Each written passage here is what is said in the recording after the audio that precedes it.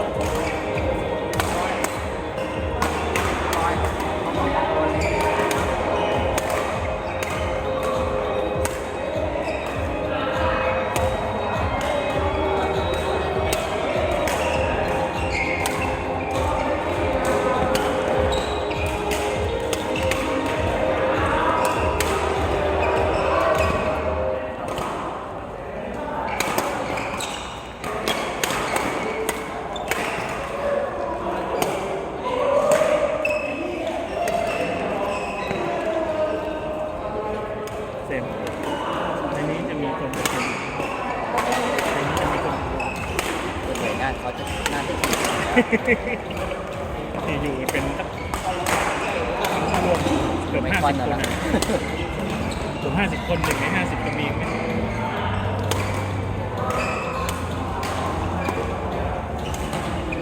มีคนเยอะแล้วหน้าไปขนาดนั้นเลยหน้าเป็น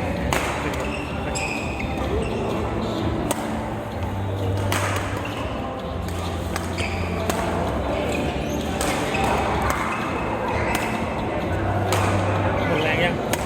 หมดแรงยัง อย่าง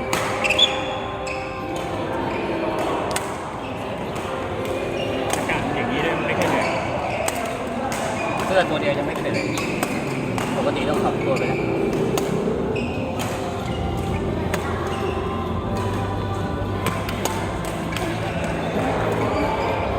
พี่โดนไปเทปออกมานานยังเพิ่งออกแล้วเพิ่งออกไปออกของแต่งวันคุณ ของกระเพราของน้องดีกันกิน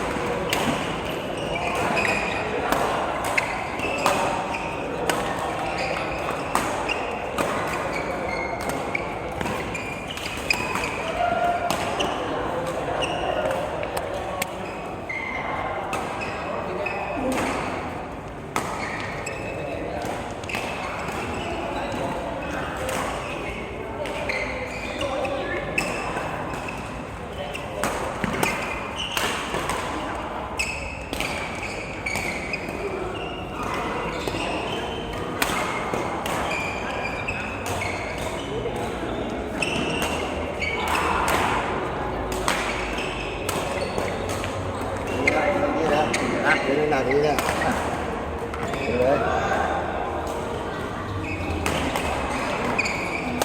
เข้ามาจากไหนกัน ไม่รู้มันรวมหมดอะไรมาเยอะหมดเลยทางทองตลาดบุรีเราจะบอกมารวมพอดีเลย อย่างไอ้น้องกลุ่มนี้มันมาจากไหนไอ้น้องกลุ่มของเนี้ยไอ้น้องกลุ่มที่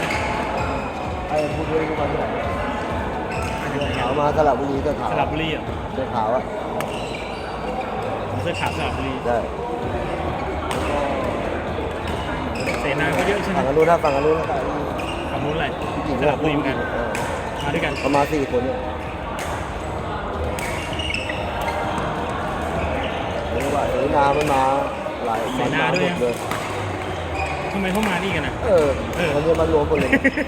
ผมสงสัยเนี่ยทำไมเขามานี่กัน คู่นี้ก็มาเลยนะคู่นี้มาจากไหนก็ไม่รู้เลยทางที่ คู่นี้ด้วยเหรอ ฝั่งนู้นนะฝั่งนู้นนะ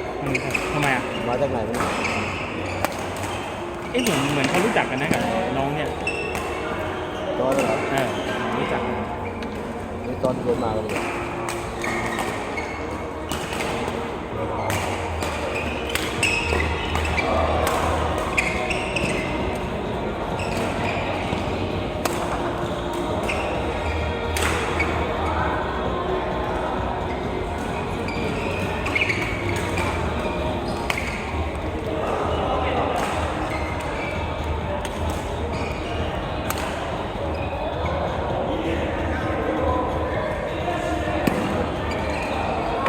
ที่โลกกี่เกมแล้ว ผม1 2 เกม3 เกมแล้ว ประมาณนี้แหละผมก็3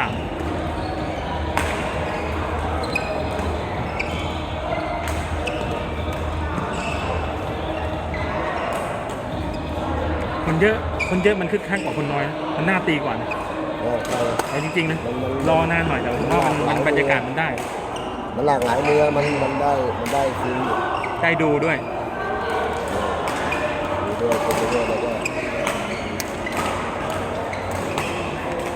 แล้วก็เจอแบบนี้มันหลากหลายมันก็ดี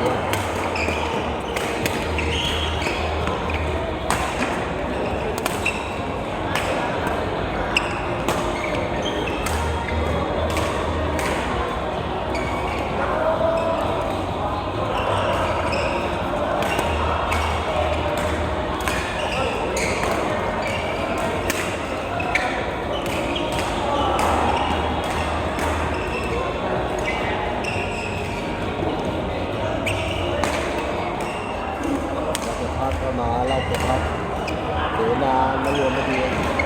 แต่นาเยอะนะผมว่า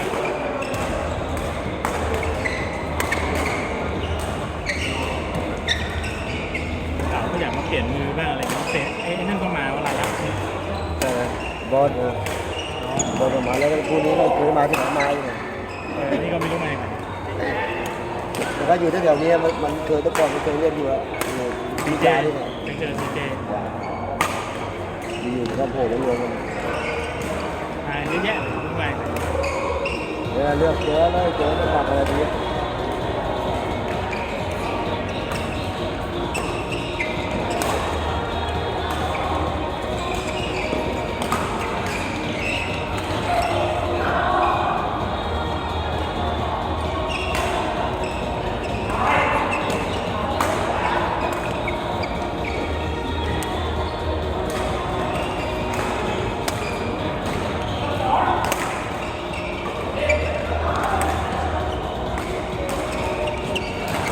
ขอจะใครนะขอกับกบเหรอกบ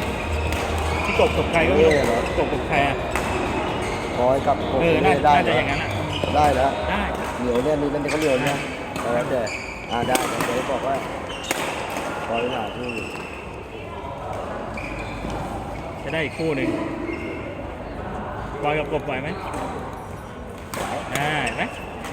ผมจะเห็นอาจารย์ป่าใช่ไหม นักเสมบอกไหวผม อา ส จาร บาย ย์ ใจ ป่าคู่นู้นเลยคู่หนึ่งใช่ป่ะ นี่นะระวังคู่ด้วยเดี๋ยว นี่เหรอคู่นั้นอ่ะ นั่นนะฮะนั่นน่ะ คุณต้องอัดไทยเดียวมีกันไม่ไหว นั่นเดี๋ยว แข่งน้ำมันก็แข่ง เข่าไม่ค่อยดี ผมว่าเขาไม่ค่อยดี โจมตีต้องเรียกโจมตีเขามือโมจิเวลาจะ ปกติไม่ค่อยเลือกตีไปตีมาไม่เคยเลือกเลยแบมลงปะ แบมยังไม่รู้จะให้ใครแบมมันคู่ แบมคู่ คู่ชนก็ได้แต่ของขอจะคู่ก็ได้ยังไม่ดีคู่จะมาตัด แบมคู่พี่โอเล่ไหวปะ โอ้โห แรงไปนะแน่นไปนะ โอ้โหมันเหนื่อยแน่นมากให้ก็ลงก่อน เ